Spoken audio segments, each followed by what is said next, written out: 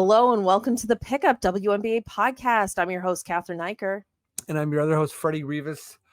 What's up? And this is episode 134, baby. Yes. Hey, friends, fans, listeners, everybody, follow us on our social media accounts, YouTube and Insta. Those are sort of the biggies for us, but Spotify, Apple, all the ratings and everything is very, very helpful. You can find us at the Pickup WNBA podcast. And we still got the survey going. So fill it out. It's an ACAST survey for ACAST and for the Sonar Network and for our podcast. Essentially just like targeted at potential advertisers and figuring out how we can advertise in a way that we like, in a way that you like. And a bunch of people have already filled it out. So thank you. And if you're thinking about it, just go for it. But yeah, thanks everybody. We've had a lot of fun growth so far. And we're going to keep having fun. So shut up. Yes, absolutely. We've got a lot of fun, weird, intriguing things to talk about in the league this week. So I think we can just jump right in. Usually I'm going on and on about some anecdote, but I think we could just jump in. Let's jump in. Okay, so Freddie, you did a really great fun breakdown, similar to a power rankings, but we've got it in 3 categories. We've got contenders, pretenders, and oh my god, what was the last one? I almost said happy to be here. On the menders. On the menders. I was really stretching that rhyme, Yeah, you were stretching the rhyme, but you know what? That's what we do. Not everybody out here has sports podcasts where their categories rhyme. Yeah, for sure. And that's but big. We do. That's yeah. And I have to, I don't want to, so we've put every team into one of these 3 categories. Now, sometimes a pretender isn't necessarily a pretender. They're more just like, they know they're kind of happy to be there in the, in the middle pack, blah, blah, blah. But we'll get into that. I think, Freddie, we want to start. We're going to work our way up. So we're going to start with our on the menders. Yeah. So, obviously everything's perspective. You might have a different interpretation. Other people might have different interpretations. But I always feel like when I say contender, I feel like this team can win a championship this year. When I say pretender, I'm like, you might make us think for a period of time that you could do it all, and you might win a round. You might win 2 rounds, but you cannot win a championship. And then on the mender, I'm like, whatever. Hope either you'll make the playoffs and that will be fun, or you're sort of fixing for a draft pick. Right. I love this breakdown. So let's go with on the menders. Freddie, are you going to list your teams in the on the menders bracket? Yeah, why don't I go one by one, and then we'll see where I stop and where you kind of are like, what? Okay. So here's my on the Mendez. So my on the menders, I have was sort of tight, but I essentially have I almost had 4 teams, but I actually have 3 teams. So only 3. I have the Sun. I have the Connecticut Sun on the menders. I also have the Sun. You also have the Sun. Okay, right. That one's pretty clear cut. Dallas Wings. Yes, I also have the Wings. Okay. And then my other team is the Los Angeles Sparks. Okay. I've got one other team in this bracket. I've got 4. I have all those 3, and I've also listed the Sky. Yes, totally. This was sort of my internal debate. Okay, interesting. Yeah. There is one team I have an internal debate with, which is going to happen later. Okay, yeah. So tell us about your internal debate. Why do you think the Chicago Sky are bordering on the menders, just trying to get that good draft pick versus pretender, trying to make some sort of a playoff run? Yeah, so ultimately they have a bad record, right? So I think that puts them in this category of like they're 7-14. It's a 44 game season. Yeah, they're currently 10th. Yeah. Yeah. like I would say you're not done, but there's a two-way tie for eighth between the Valkyries and the Aces that they're just one game under 500. So Chicago would really have to go on a run. But here's the deal: I feel like they're sort of capable of a run, Mm-hmm. and I also feel. You mean yeah? Again, we'll talk about the middle camp in a sec, but yeah. So, anyways, I have this guy in that middle territory, um, because I think they're capable of going on a bit of a run, and I think that they're starting to put some things together. And yeah, I think they're playing decent basketball. They are 4-6 in the last 10, which is not like awesome, but it's also not like horrible. You know what I Yeah, mean? I mean, yeah, for sure. I agree. I think out of those four, I think the Chicago Sky are the most likely to put together a run. I mean, personally, I mean, I thought the Sparks were going to be a bit better this year. I think you and I were both more hopeful for the Sparks going Mhm. into the season.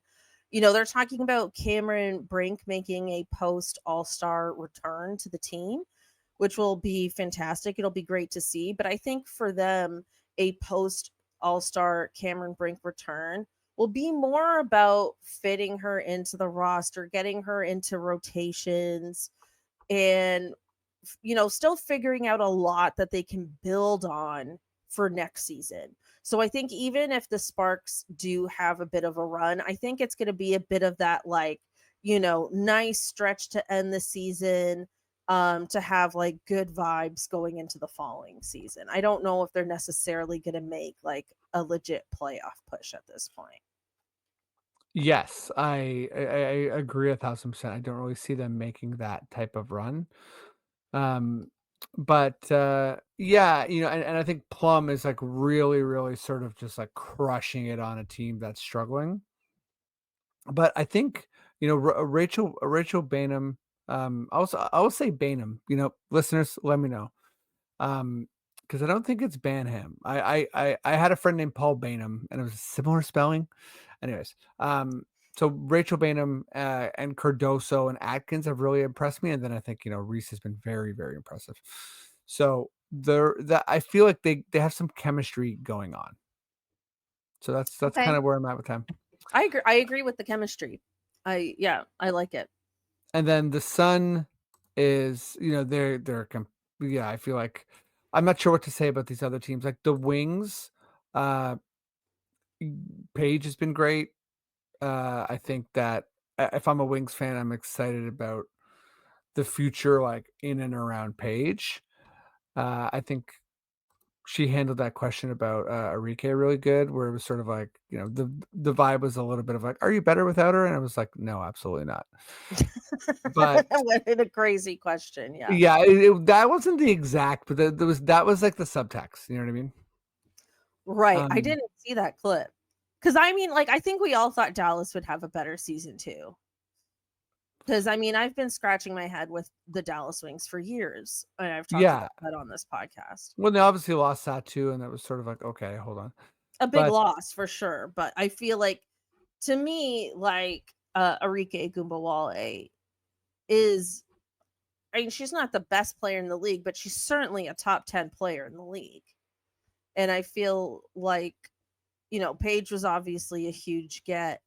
Maybe they just need time to build around these two, but I kind of thought they should have been more actively building around Enrique before this year. Maybe that, again, the Satu thing happened and then that fell apart. But yeah, I just think the Dallas Wings need to step up and become more aggressive from a player roster obtaining perspective. um, here, you know. Hmm. Um, Mm.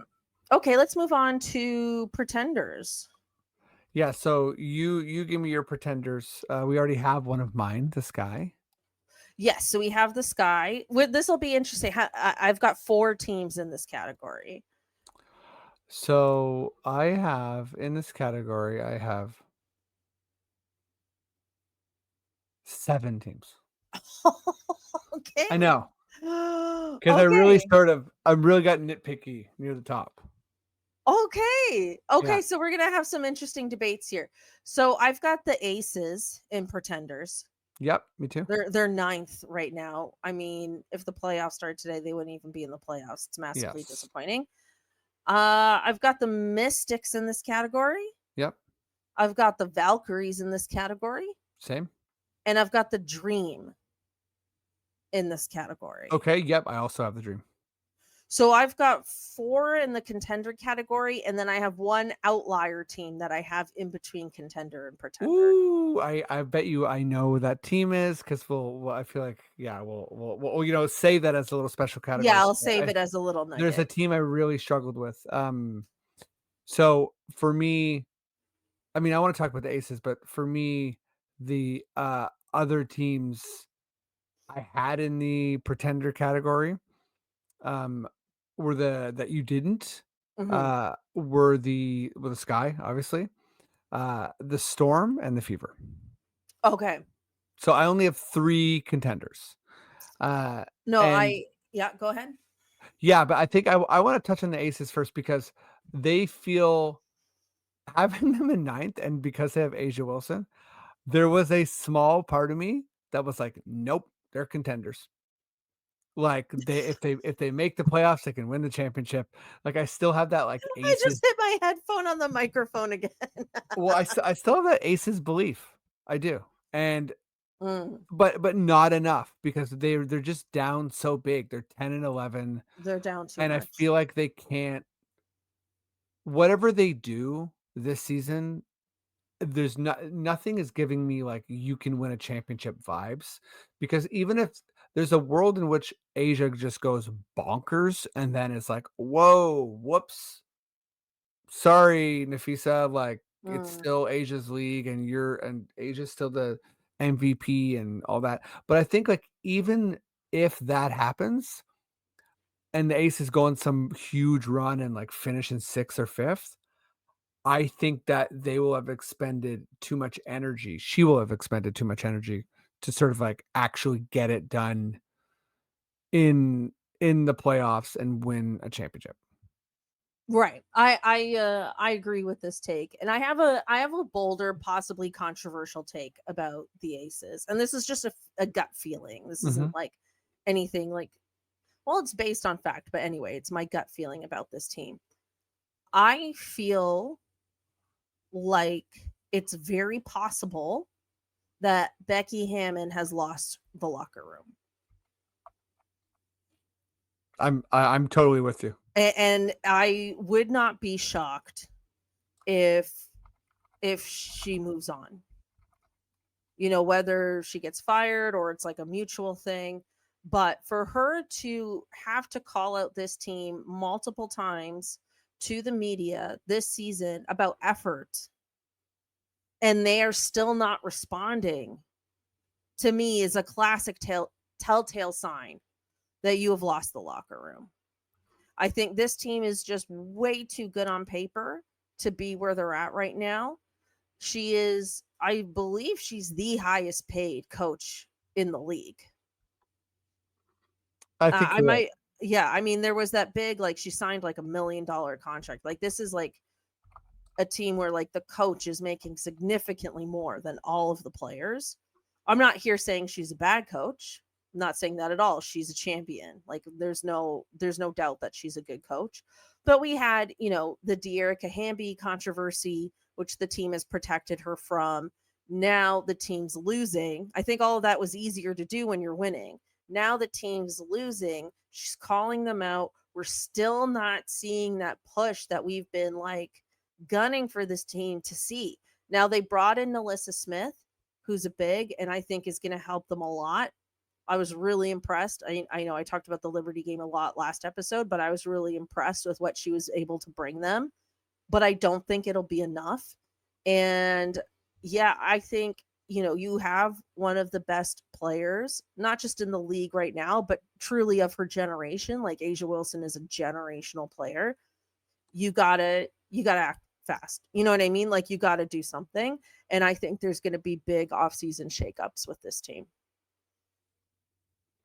I totally agree. I think, I always it's one of those sports things where I really flag, for me, it's a huge red flag when a coach is talking about effort, like at the professional level. Yeah.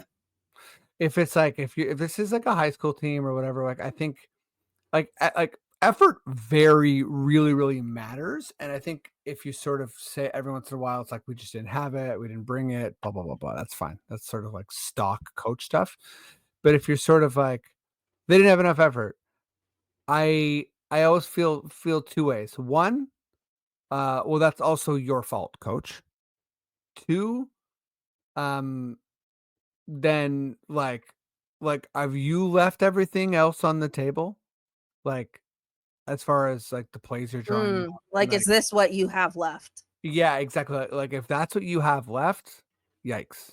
Yeah. Oh, I Um, agree. and then just sort of a little nerd note here.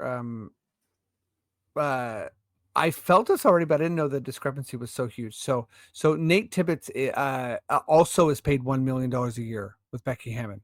So the Mercury Right. are giving some big cash, and then Kurt Miller and Reeve are both paid 700,000. And then there's huge discrepancies in this league. Like This is actually major, yeah. yeah, More than double. Brondello, Sides, and Eric Thibault are all making 500,000 a year, and then all the other coaches are like less than that. So huge, there's some coaches that are really not making massive money compared to the big This just adds to the big whole coaches. future of the CBA saga that we are about to encounter, right? I Well, mean, it this certainly shows isn't college. and it certainly shows some teams are just willing to spend and other teams are not. I And feel like, yeah, the Mercury are a bit underrated in terms of just like they are a team that spends.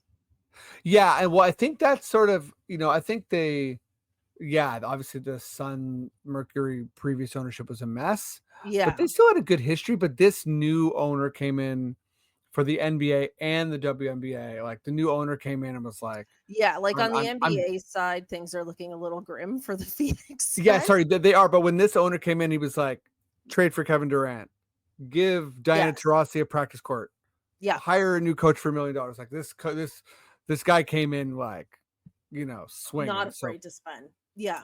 Which has been good for the Mercury for sure. I mean, yeah. they've been having a great season. Anyhow, that's my coaching tangent there. But No, I'm really glad you pulled that up. That was very exciting intel. I think like okay, in terms of pretenders, I think so 3 teams that I have on here, the Dream, the Mystics, and the Valkyries. I don't want to refer to them necessarily as pretenders because I don't think they came into the season like we're going to win a championship, but they came into this season, you know, certainly with the dream that we want to make a playoff run. And now Ryan Howard is injured. I'm not sure what her status is in terms of coming back. I mean, I didn't hear that she's like out for the season or anything, but she's going to be out for a little while, which is definitely going to affect them. But I think either of these teams are happy to make. I mean, I think the Valkyries are just happy to make the playoffs, period. Like, if they don't even win a single playoff game, just them being in the playoffs in their first year is huge. So I don't think like calling them a pretender necessarily makes sense, but they're in that middle tier of like, we're happy to be in the playoffs. yeah, I will say pretender is is quite like inherently like a disrespectful name. Yeah, but I think like, like the Aces kind of earned that name this year, where like these other teams, it's like you're not a pretender, but you are a mid-tier team. Yeah, for me, like the Valkyries and Mystics are almost in this like very specific category of like just happy to be there. Like Yeah. both of those teams are like happy to be the 8th seed, happy to like give their fans some playoffs. I'm trying to think of more words that rhyme, Uh, but Pretender, it's not coming to me. contender, I'm like defender, defender, sender, sidebender, lender, side. lender, rendering. rendering a playoff spot. Yeah, so I'm with you on the Dream. I think that they, I'm very into what the Dream sort of are up to this year. I'm forgetting what was the funny name with our ringer buddy. Um, oh God, I'll think of it a second because it's a name of their coach. Like they're trying something where they're shooting a lot of threes, and it's largely been working, but they're just on a bit of a downslope. But I agree. I could see the Dream winning a series. Like I think the Dream want to win a series, and then after that, I'm not so sure.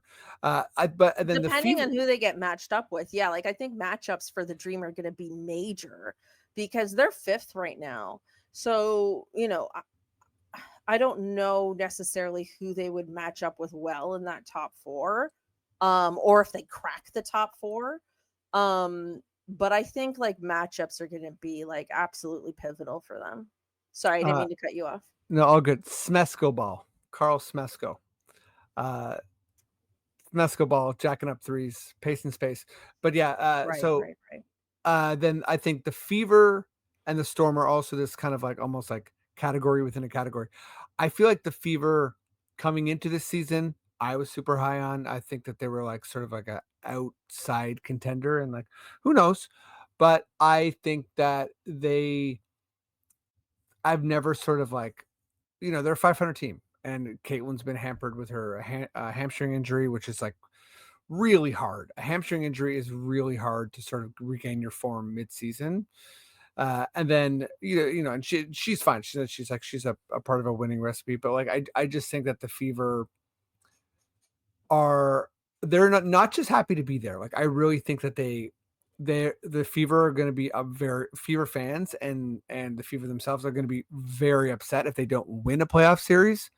I do not think that I don't even see them as a team that can make the finals.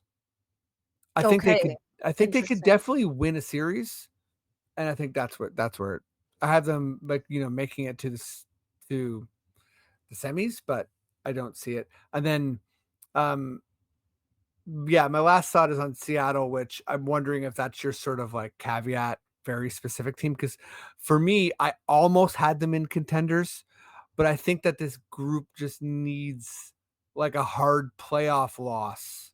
Like, okay, this is gonna sound so weird. I could see the Storm making a finals run and then getting smashed in the finals. Okay, Like, yeah. do you know what I mean? I think that they could surprise everyone and then run into like a Liberty and just be like, oh shit. Right, but so about the Storm. So just to clarify, when you say they need like a hard playoff loss, are you saying like they need to be like, that theory of like you need to knock on the door a few times before? Is Yeah, that like what you're saying? they could be last year's Lynx, is what I'm saying. And that's why I'm saying the Pretender, because I Yeah. don't see a Well, world last year's Lynx were really good in the finals, though. they were really good in the finals, but like I think the whole season everyone was like, are they this good? Are they this good? Are they this good? And then it was all of a sudden they were like, oh my God, like could they beat the Liberty? And like, Yeah. yeah, they didn't, and they could have, but I just So, see, yeah. yeah, the other 3 teams I have as contenders, I really see a world in which they could win a championship. And Seattle, I feel like I'm making too many exceptions. I'm like, well, this would happen, and my girl Malonga will will show up. But yeah, it's just like they're really awesome, but I feel like I just don't believe in them winning it all. But So you're saying they're a top tier pretender. they're the top tier pretender. But That's what like you're saying. I Yeah. didn't put him in my contender. Yeah. Okay, so my outlier team is actually the Fever. Oh, okay. So let's talk about the Fever for a second. So Sure. the reason why I put them as an outlier between pretender and contender is the fact that they're currently sitting at 6th right now, but that is a large part due to injury. For sure. And I feel Yeah. like I They need to lost Bonner. see, yeah, like I need to see this Indiana Fever team post All-Star. Like I really want, because now I believe the team is healthy. I mean, I know Caitlin's back, but I believe like they have a full healthy roster right now.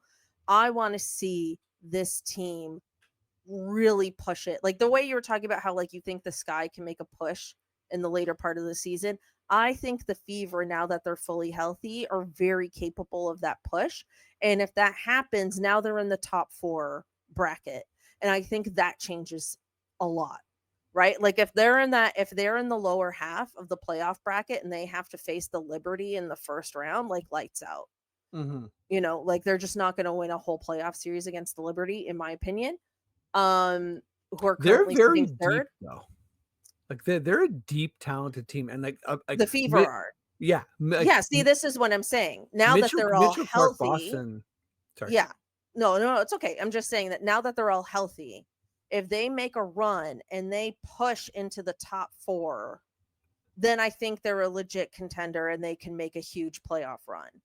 Because, as deep as they are, and they are, but if they're in a 3-6 and they're facing the Liberty in the first round, well, the Liberty are also super deep. And I think the only reason why they're sitting at third is because like Natasha Cloud and Jonquel Jones has been out. Like they've had Jones has missed, so like our fantasy team, trust me, I got my eye on Jones.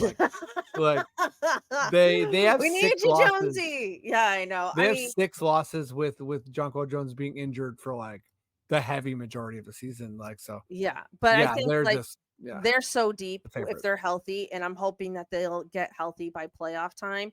I don't see it. Like the Fever need to push into that top 4 to be a contender, but I think they are very capable of that. So that's why I have them as an outlier between pretender and contender. Yeah, I was going to say, you kind of talked me out of kicking the Seattle Storm out of the contender bracket. They're good. They're good. I just think that people don't know what to do with like how good they are this season. Like they have a good record and they're deep as well. But the thing, yeah.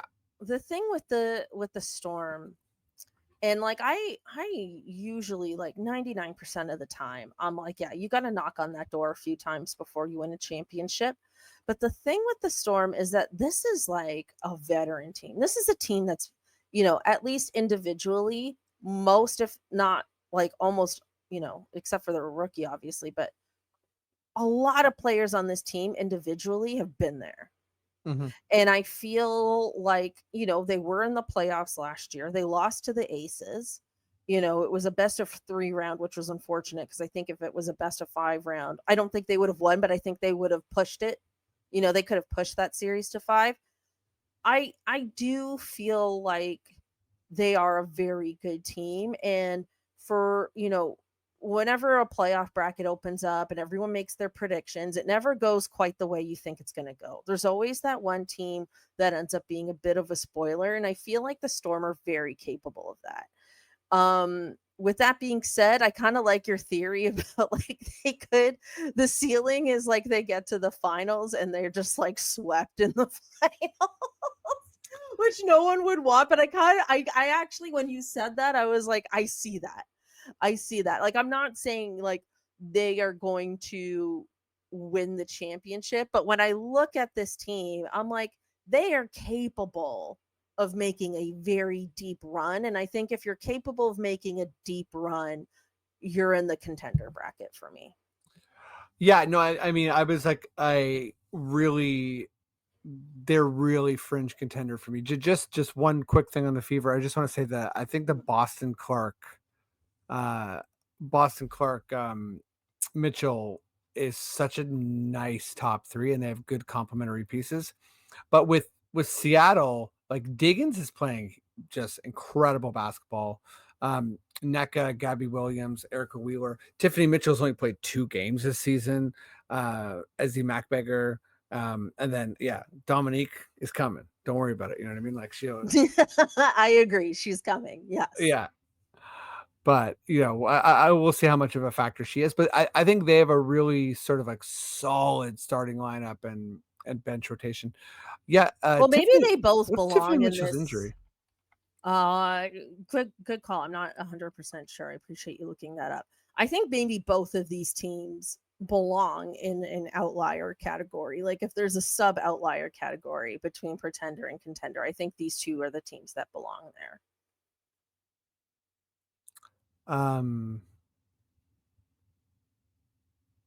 I'll get back to you on Tiffany Mitchell. Okay.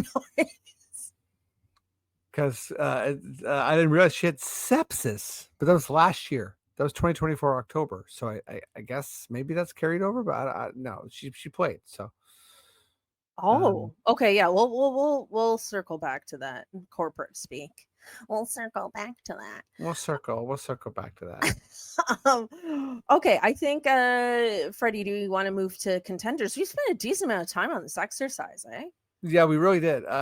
Yeah, so we can sort of speed through this last part, but Liberty, I mean, Liberty and Lynx, like, what really is there to be said besides that they're very much who they were last year, if not better, and like they're just so deep. They're the two that is the finals that we're all expecting.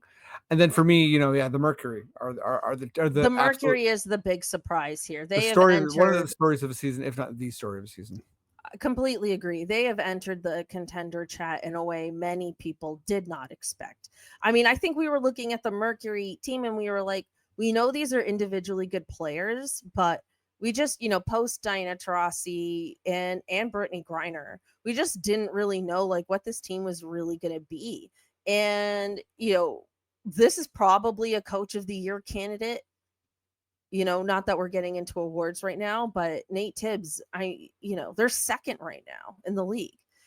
This is, nobody's thought this, and the people thought they'd be like a fringe playoff team. And Dewana Bonner, I apologize, I don't have this right in front of me, but I believe their last game she had like a 12-10 game. Oh yeah, I watched it. It was, by the way, wicked game by the Valkyries. But that Right. Valkyrie Mercury game was so incredible. It was really competitive the whole way through, and it was like came down to the last That would be such minute. a fun first round. Yes. Oh, I want that to be a first round series. That would be so fun. Also too, it's like brand new franchise versus like one of the great legacy franchises that we've had in the league. Like that, just I love that from such a nerdy fan perspective.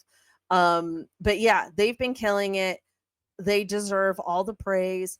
I don't know what Alyssa Thomas's numbers are this year. I'm not sure if she's entered the MVP conversations again, but because they're doing so well, I'm not saying she should win, but I feel like, she should probably be in the conversation again. I mean, unless, I still think Nafisa Collier is going to win it, but, Alyssa Thomas bringing this team to where they are, it's just absolutely huge. Yeah, I mean, the Liberty, we know they're so deep. I voiced a concern as a season preview, just in terms of like it is so hard to get to the finals that many years in a row. And I feel like that's this like back that's like in the back of my head as like a bit of a concern for this team, but they are deeper now than they were before, even deeper. So I feel like I think the Liberty as reigning champions are absolutely still the team to beat, but they absolutely can be beat. They are not completely immune. It's not like this season is certainly not just a race for second place here. I think the Lynx, the Liberty, and the Mercury could all end up in the finals. And you know what? If it ends up being the Lynx and the Mercury, people might not think of that as like a quote unquote sexy. I hate when people use that term in this context, sexy finals, or like, what I mean? It's not necessarily the biggest names in the league, but I gotta tell you, these two franchises I love so much, and I love their fans so much because they've been holding it down. You know what I mean? And I feel like it would be so great to see these two teams back in the finals again. And like, I feel like these are fan bases, not that there's a fan base that doesn't deserve a finals, but I would just love the energy that the fans would bring to a finals like that personally. Oh, it would be so electric. It'd be crazy. Like Yeah. it'd be incredible. It'd be awesome. Any real fans know that would be a good series. Let's put it that way. Big time. Okay. Just Freddie. last little bit Oh, on please. on Tiffany Mitchell. There was a sepsis thing in 2024. Then there was a hip injury, and then then I forgot that she started the season with the Aces, and then That's right. so played a couple games. Then is back with Seattle, and she played on she played 2 nights ago, so she is back. Oh, okay, great. because she got let go from the Aces Yes. for the Nalissa Smith trade. That's right. My dog's losing her mind. Yeah. She's barking out the window. We are in a building, so there's nothing out the window for her to bark at. But there might be, you know. Okay, we gotta move on to a very interesting and weird and bizarre topic that came out this week. So essentially, on the Liberty, Natasha Cloud, as well as Isabelle Harrison, received a fine for wearing hats on the sideline. Period. Just wearing hats. Isabelle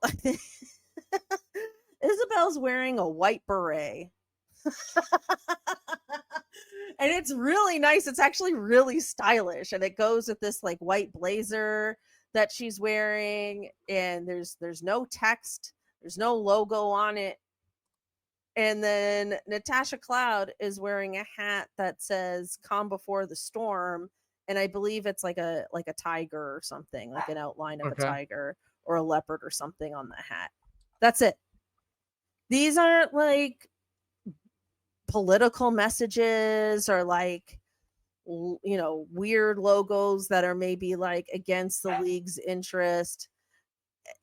It is bizarre, and I don't know how much the fines are for. I read both a Yahoo and an Athletic article. They didn't post the actual amount of the fine. It was a warning before it was a fine warning. Yeah. Okay, I was confused because it said okay, so it's a warning. But Natasha Cloud like was on Twitter basically like, I don't understand this. None of us understand it. I think it's ridiculous that a player wouldn't know or understand the rules. I mean that from a league perspective, like how do you have rules that the players don't know or understand? But also no one knows or understands this rule. It doesn't make any sense at all. It's all very bizarre. Yeah, well, and it seems like it's like part of like a thing where like the players got like a manual or something like that. And they were told that they, you know, can't do this, but it's like not explicitly in the rules. I think why this is interesting to me is you know, the NBA has been through this. I know other leagues have been through this. And to me, it's like it's not a good look when you're sweating the small stuff. Like there's bigger things that the league needs to care about. And as a fan, I certainly don't care about a player wearing a hat. And No. I want the league that I'm following to not care about it as well. So I completely agree. There like, are so many bigger problems in the world, let alone in the league, to even give this like air. I mean, we're talking about it because the league actually did this. Yeah, and then, you know, Cheryl Reeve, Nate Tibbett, like other coaches have come out in the past and sort of spoke about how what's frustrating about fines and, you know, warnings and this sort of stuff is like they're not super transparent with like how much the fine is, like what is going on with the punishment. So like I think yeah, Reeve said like, you know, the players and the fans and the organizations like deserve more transparency with this sort of thing, because it's like, okay, you can't wear hats. Like why? Like I know a lot of the leagues have like branding stuff where it's sort of like, hey, our big sponsor is like, you know, whatever. In the W, it's like Skims. And it's like, or like we have like a Google sponsor, so maybe we don't wear a hat that's like a competitor to Google. Not that they whatever, would, but yeah. You know what I mean? Yeah. Don't wear a Bing hat, you know? Yeah, that's like I was trying to think of. Yeah, don't wear a Bing hat, please. No Ask Jeeves. No. Now I want you to get you an Ask Jeeves. Listen, if you're listening to this, please show us some love and get me, Freddie, and Ask Jeeves bandana or something like that. Like that would be bandana. Anyways, you know, I don't know much, you know, I feel like we got like a cooling bandana for the summer. That'd be wonderful, right? Yeah, this is just it's bunk. That's all. Yeah, I completely agree. I'm also too, like, for what it's worth, I'm very pro, like, freedom of expression. Like, I think, like, not only should the players be allowed to just wear a hat, full stop. I think if they did want to have a hat with a message on it, they should be allowed to do that. I don't think it, is a reflection on, like, the league or blah blah blah. I think, and if anything, it would be a good reflection because players have freedom to express themselves. I None of that would bother me either. Just saying. Okay. Freddie, bad ass player of the week. Let's go. Badass player of the week. Mine is Angel Reese. So I my usual prerequisite is that you have to like have a 3-1 week or a 4-0 week. So I'm stretching it a little bit here with a 2-2 week. Like, I don't like that. I don't like a 2-2 week because at the end of the day, winning's the most important thing. However, no one's holding these rules against you. I know, just me. Her stats are so nuts, right? So first of all, 20 points a game, so she or 19.5, so she's really scoring. 59.6, basically 60% from the field. So like she's scoring very efficiently. So she's scoring very efficiently. Whatever. She's not a 3-point shooter. That's fine. But she is shooting decent enough from the free throw line. And the rebounds are just so absurd. She's averaging nearly 12 rebounds a game. She's turning the ball over a lot. But she's, really producing winning basketball. A steal a game, half a block a game. But really, it's the 19 points, 11 or 20, basically 20 and 12 is what she's averaging in the last 4 games, which is bonkers numbers in a 40-minute game, by the way. So like, it's really very impressive rebounding and 3 assists as well. So yeah, I mean, I think like Angel Reese, when it's all said and done, is probably going to have the record for double doubles in this league, and it's going to be a number that's just so high that we won't see it matched for a really long time. She's rebounding like no one I've ever seen in the WNBA. Yeah, like she's really on another level with that. So I'm glad you stretched your little rule there for a bit. I'm gonna go with a player that I think deserves some love. We don't necessarily talk about this player a lot on the podcast, but has definitely had a great week, and that is Jordan Canada. She has been averaging 18.5 points a game, 5 rebounds, 7 assists, and 2 steals. An absolutely phenomenal week from her over these last 4 games. She is in the plus, not by a lot. I think she's like about just under a +1, but still contributing to winning basketball, not in the minus. And I just think these are really impressive numbers from her in the dream. And maybe they'll prove us wrong. Maybe they'll push the boundary of pretender into outlier. We'll see. Shout out Jordan Canada. Well, we have our FFQ, but I think just very quickly we want to shout out Portland for finally naming their team, and it is the Fire, which is what they were called before. So the return of the Portland Fire is great. I'm into it. I like the logo. Fire is a good name. Yeah, I agree. I think we brought up the point about the wildfires and stuff last week.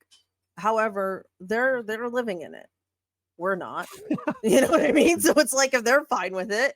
Yeah, and fire is also like, it's the wildfire and everything. But like, I think that at the same time, way they're doing it, it's not like that's fire. It's fire. not like a forest on fire. I'm on fire. yeah. For sure. It's not like we're losing species by the year.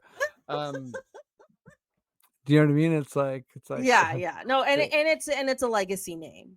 Yeah, that they're bringing back. And then I don't know if you saw the Toronto Tempo tweeted at them to be like, welcome to having a name. And I'm like, don't act like yours wasn't leaked.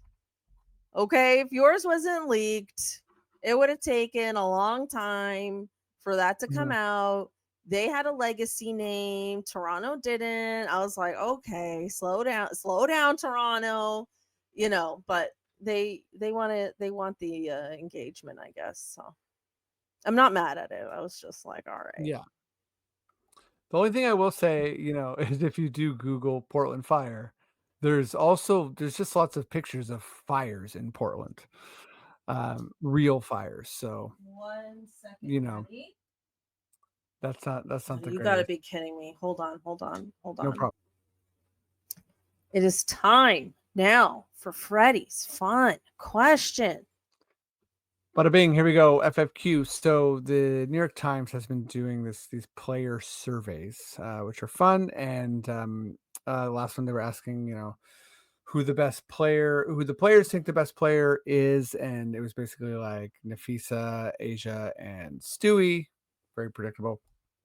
And then it was who is the best trash talker, and it was Alyssa Thomas, a couple other players I'll mention in a second. But the question for us, Cathryn, is if we could ask the players a question, what question would you want to ask, and who do you think what do you think the players would think?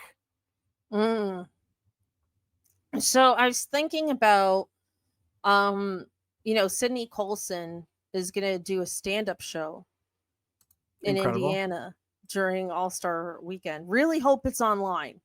Really hope they post it online and we get to see it.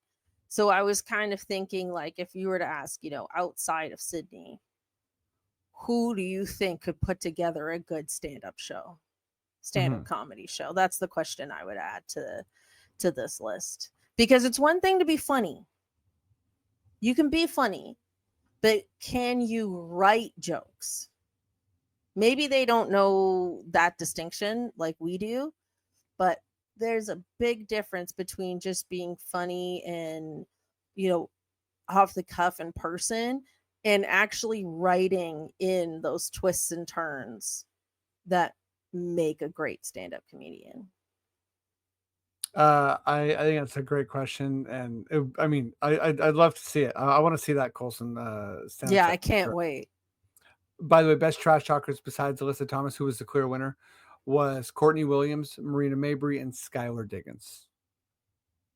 Oh, cool. Yeah, that makes sense. I didn't know Marina Mabry would be on there. Yeah, I mean, she's tough, but I didn't know to the degree that she was a trash talker, so that's fun. So I think that I have a serious one and a jokey one, and the serious one is who has the best fashion sense. Because I think I'd love to hear who the players think has the best fashion. Oh, okay. Because why you hate fashion? You never care about the fashion. I'm surprised that this is your answer. I'm surprised these answers aren't reversed for us. We're both out of character here. But yeah, I just feel like it's sort of like there's so many players that get talked about as far as fashion, but I'd be curious to see who the players think has the best fashion. And then the other one's best party trick. Okay. Because the players who can juggle. Who here knows how to juggle? Who's a high art clown, and who's the juggling clown? Yes, that's my answer. And then I like the party trick question, actually. Right? Someone's got something weird. Someone's got something weird, and maybe there's someone in this league who knows how to juggle. Someone's got like a pet rat or something, Oh yeah, or just like a lizard. For sure. Yeah. Pet rat. So we've been just before we sort of take off here, I'm just gonna give a shout out to the team that we are playing against this week. And it's I just had it. It's Lauren's lucrative team, and Lauren's lucrative team is where are we here? Here we go. Ray Burrell, Raquel Jackson, Tina Charles, Arika Gumewell, Natasha Cloud, Jessica Shepard, Kennedy Burke, Louisa Geiselsoder, probably didn't butcher that, Sammy Whitcomb, Letitia Amihir, and Kalia Copper. So we're down. We're not down big. We're 1-7. Things aren't going well though in the league. All right. Well, what's their team called again? Their team is Lauren's lucrative team. Okay. So far, quite lucrative. So far, yeah. Where are they in the league? They're not good either. They're 3-5. Oh, okay. Well, they're lucrative in comparison to us. Us and Lily Lions are 1-7, and then all right. There's 3 teams that are 6-2. So. Okay. Well, let's wrap it up there. Thank you everyone so much for listening, for tuning in. Please remember to like and subscribe, leave a positive review, leave a comment, let us know what you think of our fun contender pretender picks, and thanks again. We'll catch you next time. Awesome. Thanks everybody. Bye. Peace.